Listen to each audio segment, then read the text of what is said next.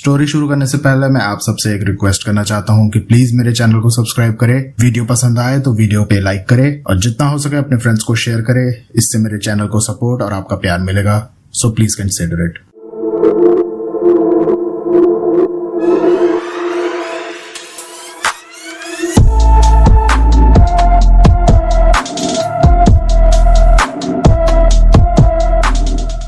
क्या होता अगर आपके हाथ में एक दिया हो तो ना सिर्फ आपकी किस्मत बल्कि जिंदगी भी बदल दे। वीर और रमेश ने एक पुरानी कहानी को सिर्फ अपना एंटरटेनमेंट समझा, पर उस रात उन्होंने एक गलती की, एक टोने टोटके का दिया जिसे जलाना मतलब आत्मा को अपने पास बुलाना था। पर जब ये दिया बुझ जाता है तो उस आत्मा का इंतजार खत्म हो जाता है।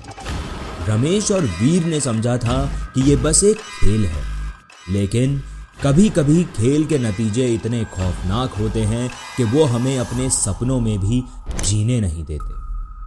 क्या वीर और रमेश अपनी गलती से सीख पाएंगे या फिर ये दिया उनकी मौत की वजह बन जाएगा? डर की इस नई दुनिया में आपका स्वागत है। नमस्कार दोस्तों, आप सुन रहे हैं the horror show by Karnik. हमारी आज की कहानी शुरू होती है वीर से। वीर एक छोटे से गांव में रहता था जहां पर जिंदगी नीम के पेड़ के ठंडे साए और कच्चे रास्तों की धूल से लिपटी रहती थी। गांव के लोग भले ही दिन में खेतों में खेती करते थे, पर रात आते ही चूल्हे की रोशनी में बैठ कहानियां सुनाकर अपनी थकान मिटा लेते थे।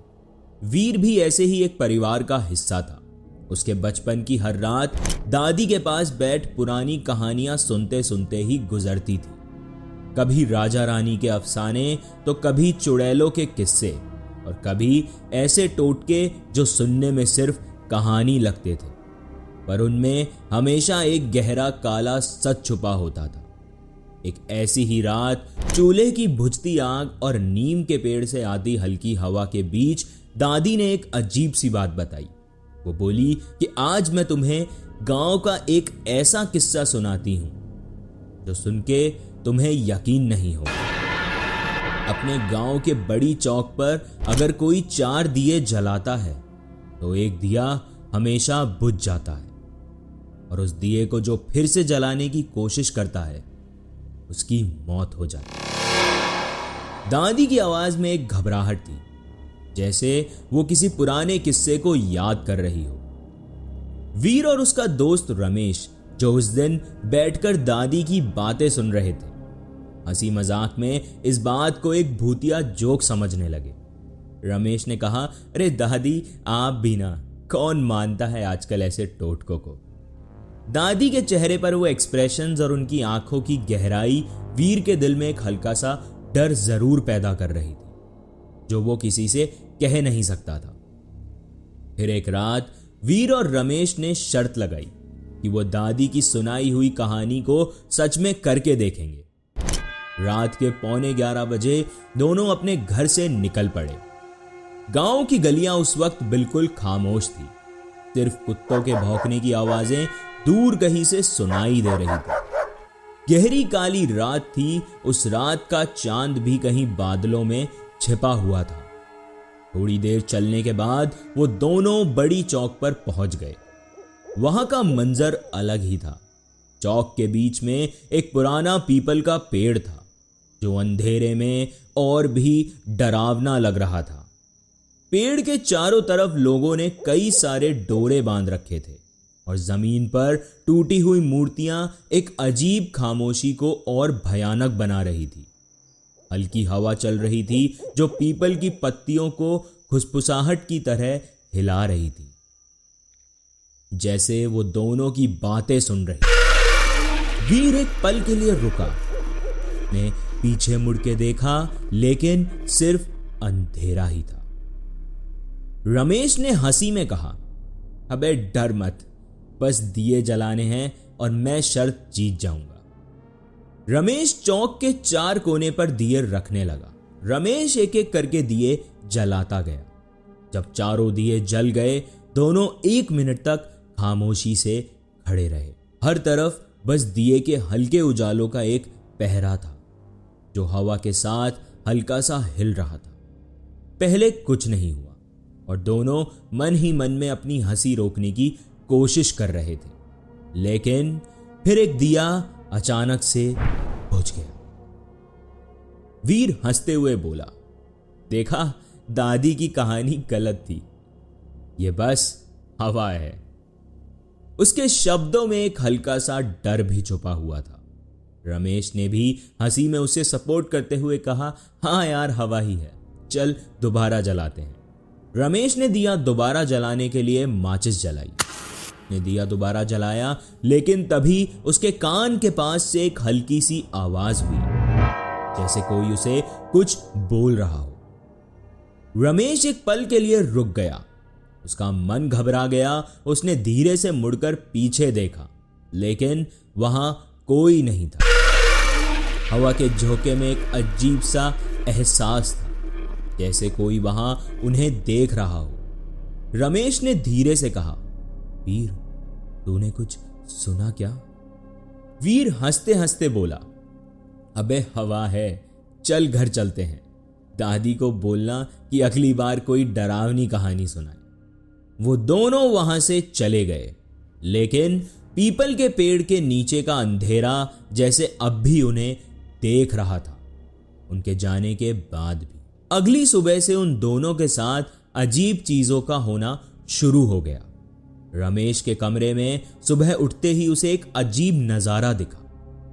कमरे के दरवाजे से बिस्तर तक मिट्टी में गीले पांव के निशान बने थे, जैसे कोई रात भर उसके पास आकर वापस चला गया हो। वो निशान छोटे लेकिन गहरे थे, जैसे किसी औरत के पांव के हों। रमेश ने सोचा कि शायद कोई जानवर होगा, पर रमेश को कहीं ना कहीं ये एहसास होना शुरू हो गया था कि ये नॉर्मल तो बिल्कुल नहीं। रात में उसके कमरे में एक और अजीब बात हुई। वो जैसे ही अपनी आंख बंद करता, उसे पायल की हल्की सी छन छन सुनाई देती। पहले रमेश ने सोचा कि ये उसकी इमेजिनेशन है, पर फिर वो आवाज धीरे धीरे पास आने लगी, जैसे कोई कमरे में चक्कर काट रहा हो। एक रात जब वो आवाज उसके बिस्तर के पास तक आ गई, तो रमेश का पसीना छूट गया। उसने अपनी आंखें खोलने की कोशिश की, लेकिन वो खुल ही नहीं रही थी।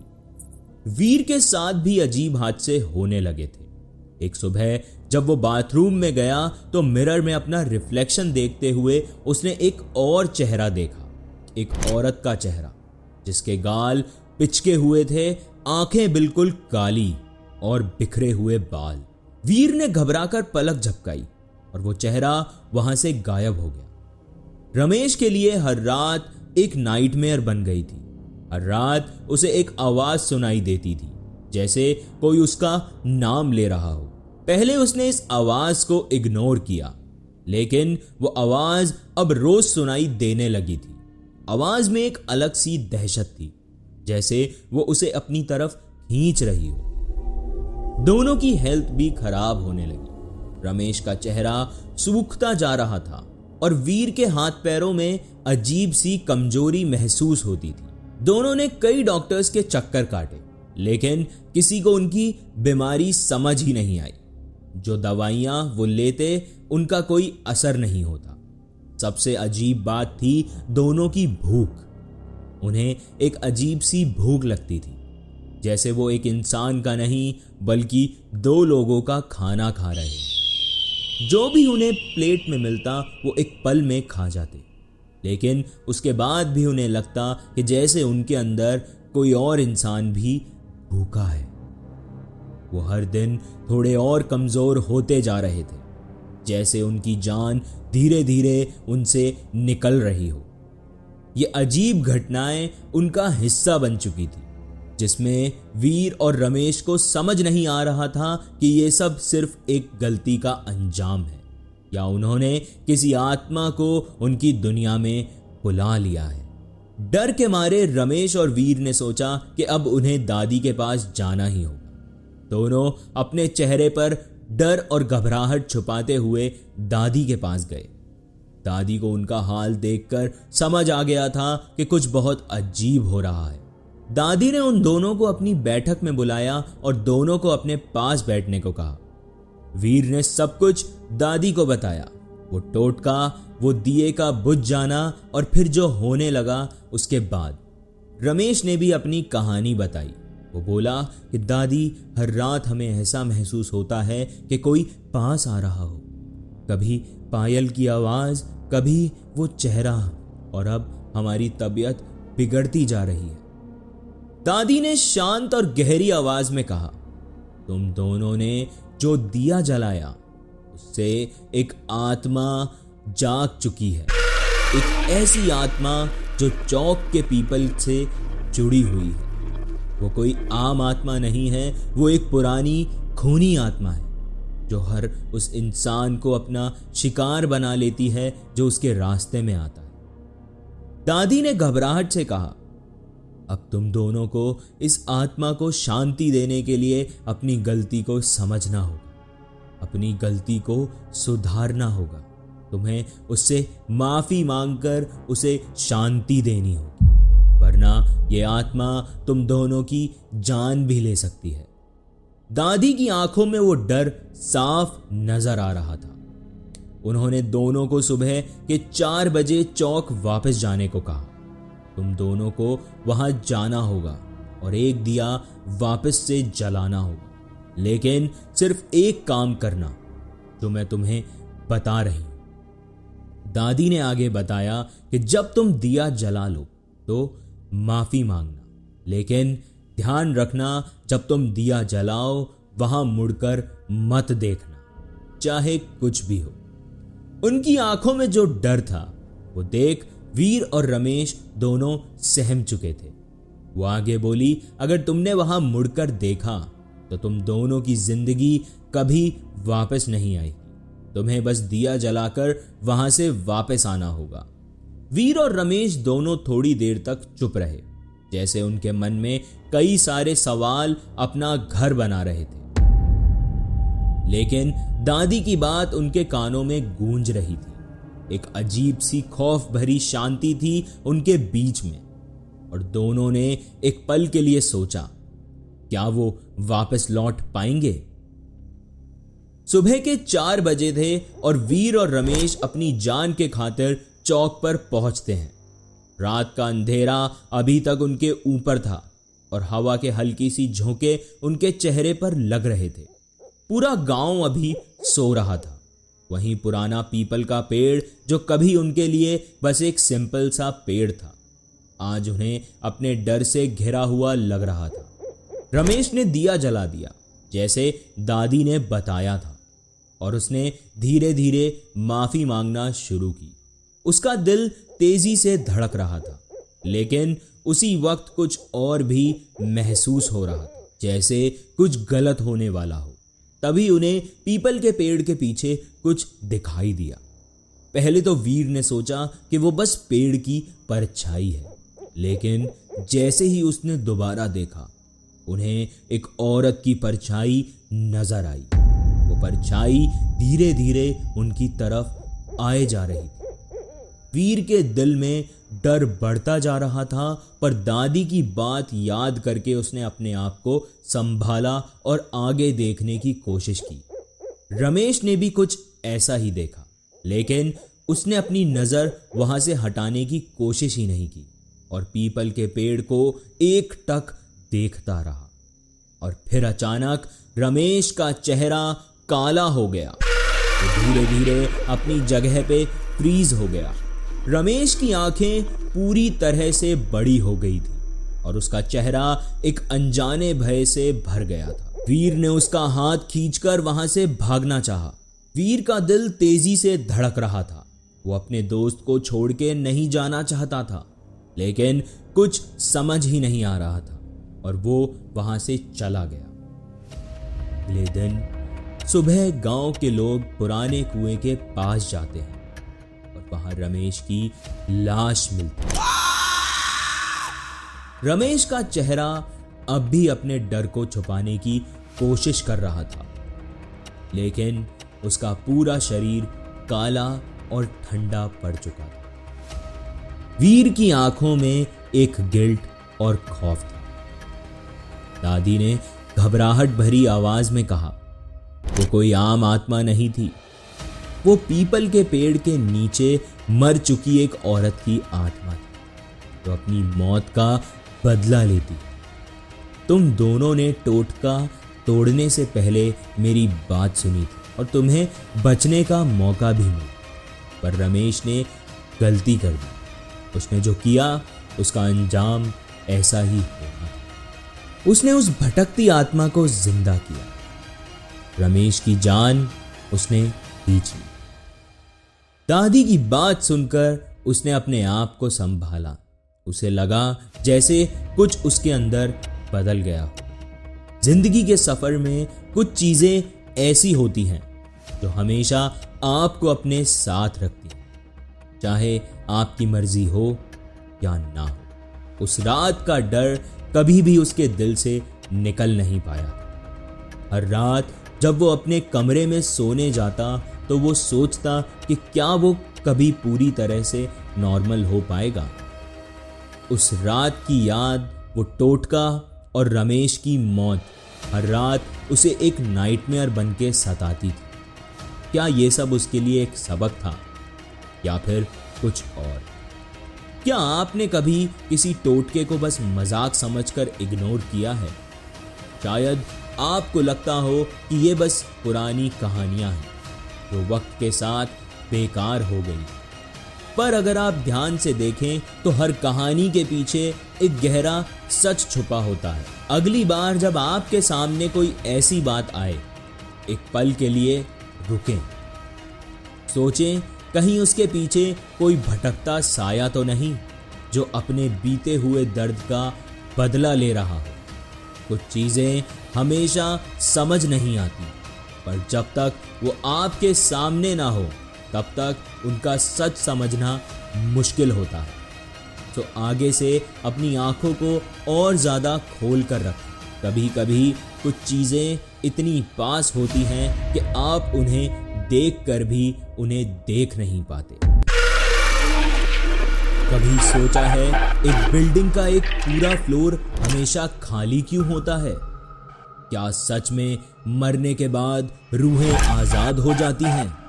एक बिल्डिंग के 7वें फ्लोर पर कुछ ऐसा छुपा है जो दुनिया के सामने नहीं आया। राहुल एक नए शहर का सपना देखने वाला इंजीनियर जब उस फ्लोर की असल सच्चाई के सामने आता है तो उसके साथ वो रात भी हमेशा के लिए बदल जाती है।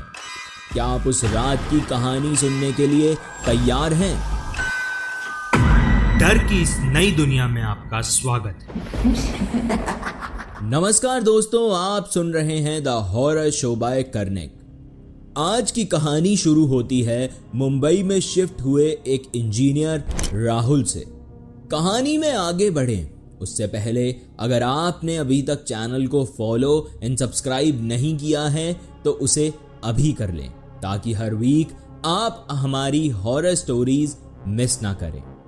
आइए बढ़ते हैं कहानी की ओर। कई बार सस्ती चीजों के पीछे भागना कभी कभी महंगा पड़ता है और राहुल के साथ भी कुछ ऐसा ही होने वाला था। राहुल एक एस्पायरिंग इंजीनियर नए शहर के जगमगाते सपनों के पीछे अपना हर कदम बढ़ाता जा रहा था, लेकिन उसे पता नहीं था कि इस सफर के एक मोड़ पर उसका सामना अंधेरों के ऐसे सच से होगा जो उसकी जिंदगी बदल देगा।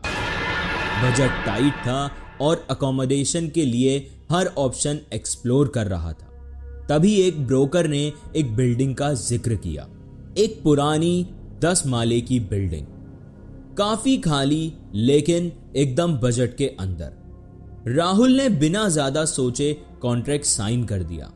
उसे फ्लैट 5th फ्लोर पर मिला।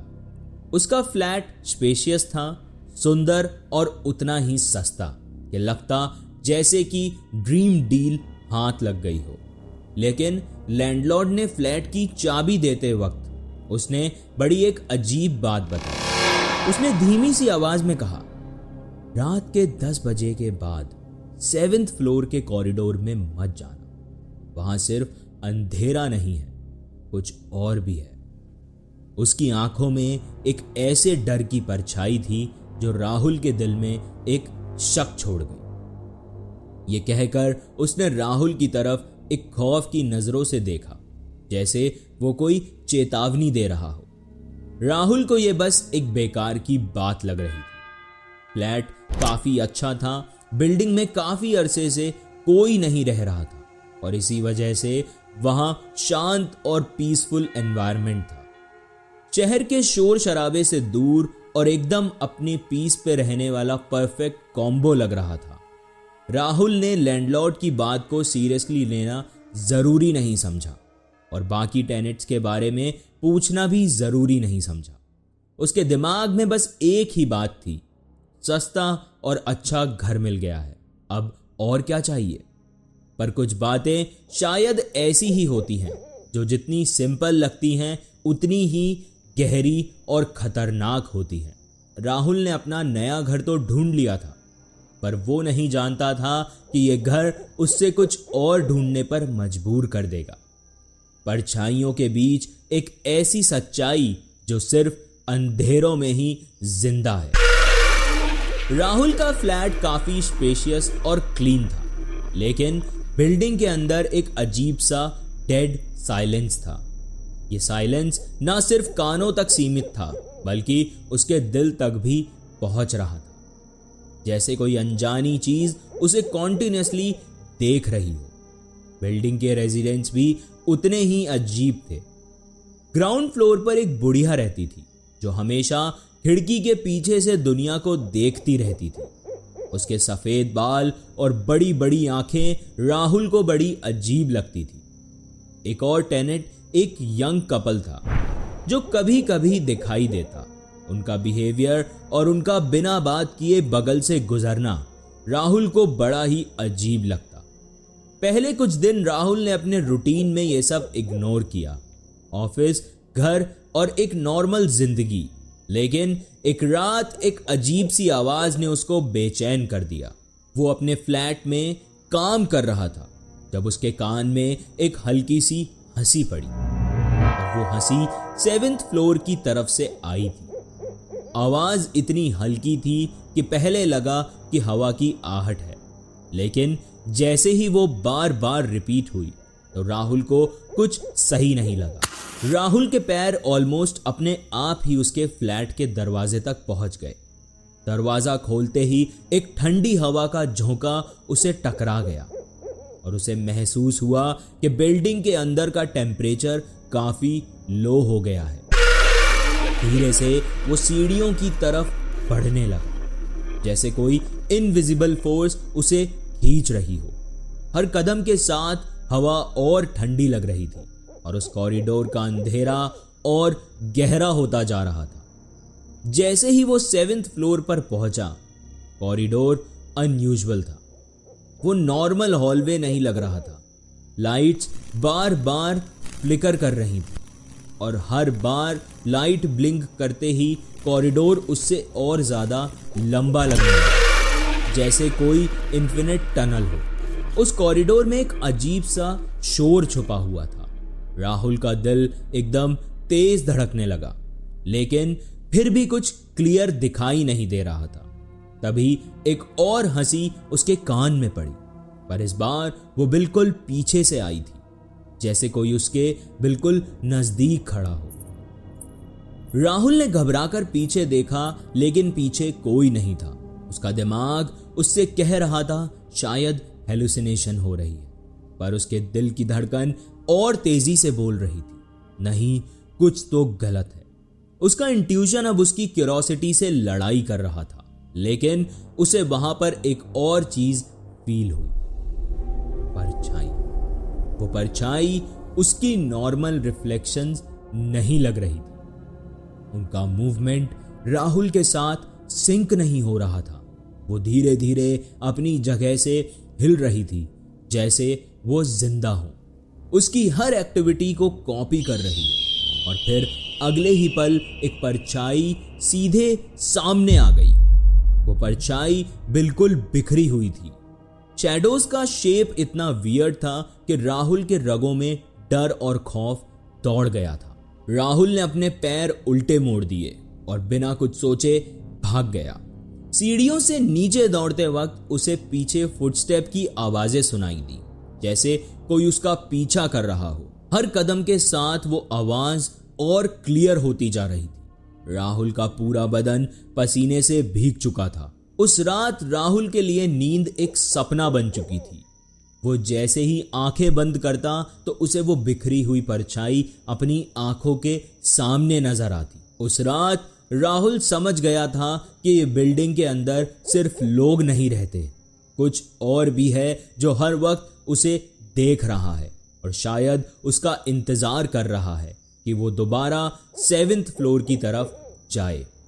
अगली सुबह राहुल लैंडलॉर्ड के घर पहुंचा। उसके चेहरे पर डर और कंफ्यूजन साफ दिखाई दे रहा था।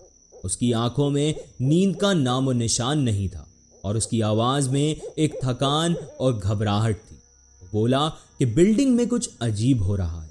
वो परछाई, वो हंसी, क्या है ये सब? राहुल की बात सुनते ही लैंडलॉर्ड के चेहरे का रंग उड़ गया। एक लंबी सांस लेते हुए उसने राहुल की तरफ देखा और कहा कि तुम्हें ऊपर जाना ही नहीं चाहिए था। अब तुम्हारा यहां से निकलना मुश्किल होगा। राहुल के दिमाग में एक ही सवाल घूम रहा था, मुझसे क्या गलती हुई है और ये सब क्या है?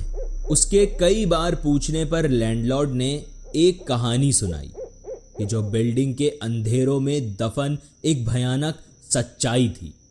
लैंडलॉर्ड ने कहा, कुछ साल पहले इस बिल्डिंग का 7th फ्लोर एक बहुत खूबसूरत जगह हुआ करती थी। लोग हंसते खेलते और एक नॉर्मल जिंदगी जीते थे।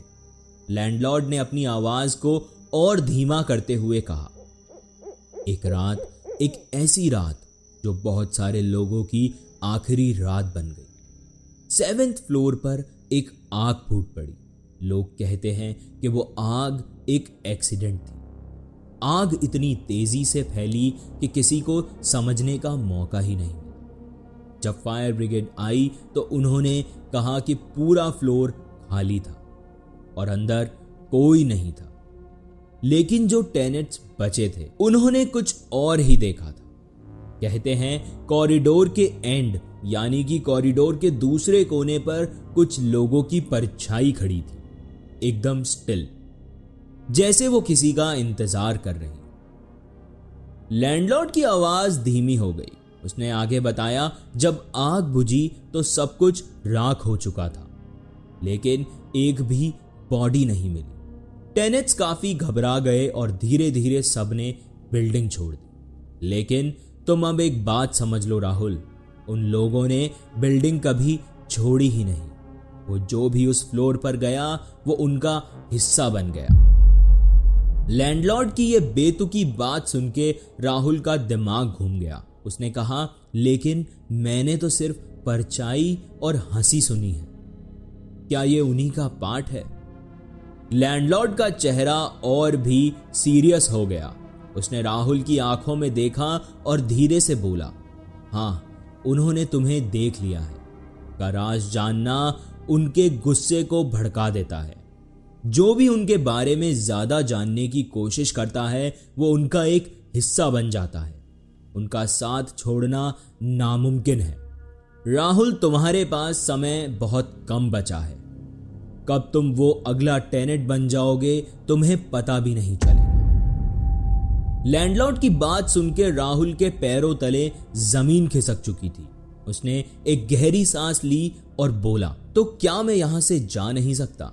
लैंडलॉर्ड ने सिर्फ अपनी नजरों से उसकी तरफ देखा और अंदर चला गया। राहुल अब सिर्फ सोच रहा था कि यह सपना है या एक जिंदा नाइटमेयर। उस रात राहुल ने डिसाइड किया कि वो बिल्डिंग छोड़ देगा। उसने बैग पैक किया और लैंडलॉर्ड को बिना बताए निकल गया।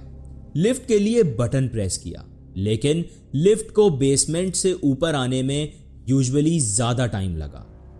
दिल की धड़कन तेज हो चुकी थी और हर पासिंग मोमेंट के साथ लग रहा था जैसे उसे कोई देख रहा हो।